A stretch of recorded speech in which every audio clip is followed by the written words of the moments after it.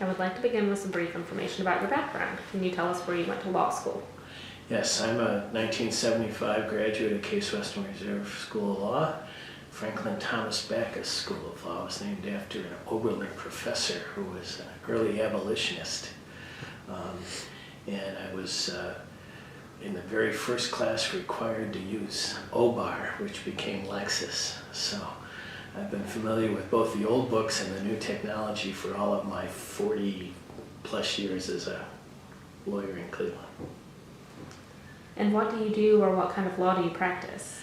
I'm in general practice. I've had my own sole practice since 1994, but my first position was a law clerk for a retired Supreme Court justice in Washington.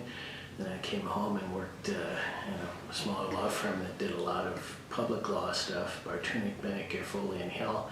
And then I was with two of the largest firms, Thompson, Hine and Fleury, and Benish Friedlander, before I basically practiced for a little while in the suburbs with Mayor Paul Cassidy, and then I've been on my own since '94. So pretty wide-ranging practice. It's a general practice. I do everything from criminal to civil litigation and probate and appeals, pretty much a little bit of everything. I try to avoid bankruptcy and domestic relations, but I never completely avoid them.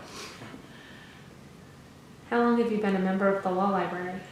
Well, when I passed the bar, my dad actually bought me a membership, and with one of those days you got this like a share certificate. Somewhere in my files I have that.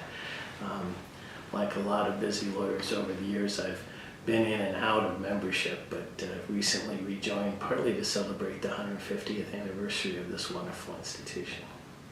How did you first find out about us? Well, I was not yet 6 when my father became the youngest elected common police court judge in Ohio history, Judge John V. Corrigan. And he took me to this grand building, and I loved the staircase and the big Tiffany window, but the library was the most impressive thing on that first visit when I was not even 6. And then when my grandfather would bring me back in the summertime to visit the courthouse, he was a fireman, and on his days off would take his grandkids around. I would come a lot even then. And then as a young lawyer in Cleveland, I was a regular here all the time. Biggest case I worked on for the city of Cleveland, I defended the Cleveland Water Department when 7 suburbs sued to have it declared a nuisance and to be taken over.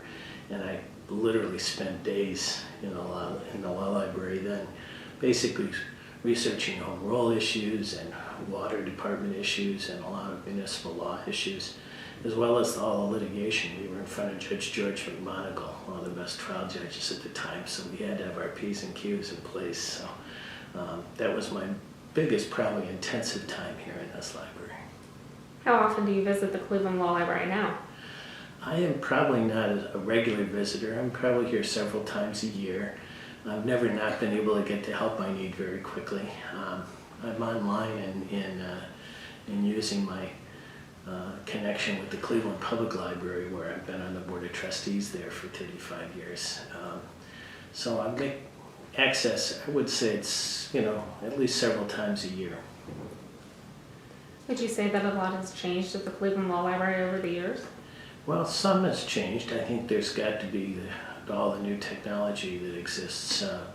We've come a long way from Lexis. There's a lot of other online services and online things you can do now, including databases and all that, and the law library has tremendous resources in that regard. But the smell of the great old books and the beautiful surroundings have pretty much stayed the same, so I'm glad, and it's a good quiet place to get reflective about what you're working on. What do you remember about our staff, past or present? Well, I was a big fan of Mr. Fisk. Arthur Fisk was one of the first librarians I ever knew. I now know lots of librarians, even librarians in China. I go to China for the Cleveland Public Library 4 or 5 times. But Mr. Fisk rates there as one of the finest librarians I ever knew. It seemed like he always had a place to look, even if he didn't have the answer right away. And he was really, really wonderful. And I helped him. I watched him help judges and law clerks and general practitioners for years. Do you have any special memories of your time here? Well, I do remember the first time my grandfather brought me up, which would have been probably the second time. So I was still not even 10 years old yet. And I remember asking him about the old books, and one of his great lines was, well, he says, all the old books are what make the new books possible. If there wasn't a lot of prior work that was done. And he emphasized that the books are about the law, and what we have our freedoms for is rule of law. So even though he was a fireman, he was pretty conscious of how important this law library was and the idea of rule of law. What do you miss the most about the way that it used to be? Oh, I suppose, I know there's not as much use of the old reporter system that there used to be. I was a big one in research to look for something crazy as a way to find, use cognitive dissonance, if you will, to find something else.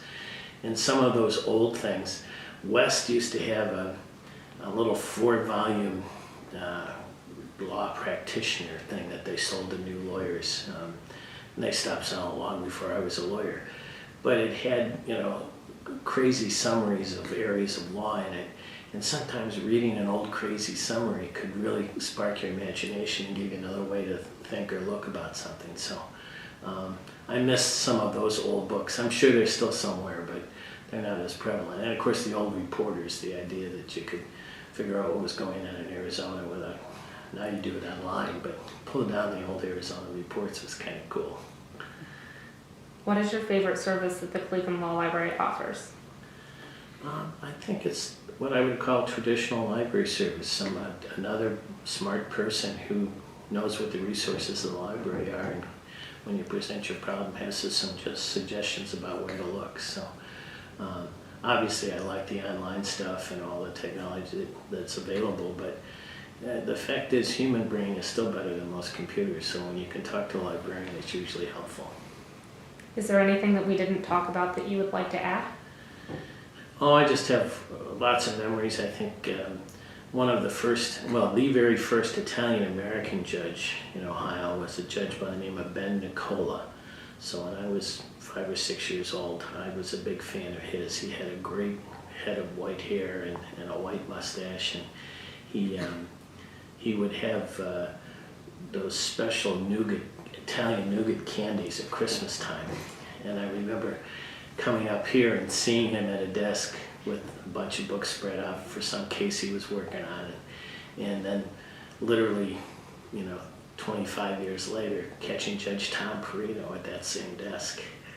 A very prominent Italian-American judge who had been part of the Shepherd prosecution when I was a kid, and then was Chief Justice of the County Police Court, and then on the Court of Appeals here for a number of years.